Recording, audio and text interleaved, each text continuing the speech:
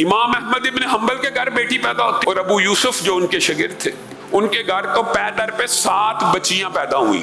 تو امام احمد ابن حنبل جب بھی بچی پیدا ہوتی ان کے گھر مبارک دینے جاتے کیونکہ قبائلی کلچر تھا نا, تو اس کے اثرات نہ کہیں آئے اور جا کے ایک جملہ کہتے, ابو یوسف انبیاء اور نبی جو ہوتے ہیں وہ بیٹیوں کے باپ ہوتے ہیں. یہ اللہ کی سنت ہے کہ انبیاء کو بیٹے بھی دیے لیکن اکثریت انبیاء بیٹیوں کے باپ ہوتے ہیں. کیوں؟ یہ بھی ایک تربیت کا انداز ہوتا ہے, بچیوں کو پالنے والے, بیٹیوں کو پالنے والے اور ان کی اچھی تربیت کرنے والے اور ان کے لیے غم اور فکر میں مبتلا ہونے والے. آج معاشرے کے باپوں کو دیکھ لیجئے, وہ کس کس تربیت گاہ سے گزرتے ہیں, وہ کس کس امتحان اور صبر سے گزرتے ہیں. گویا وہ جب بھی ان کے گھر بیٹی پیدا ہوتی امام احمد ابن حنبل مٹھائی لے کے مبارکباد دینے ان کے گھر جاتے کہ کہیں اس کے دل میں بچی کے خلاف کوئی بات پیدا نہ. اور امام ابن قیم نے کہا ہے بدبخت ہے وہ شخص جو بیٹے کی آمد کے اوپر تو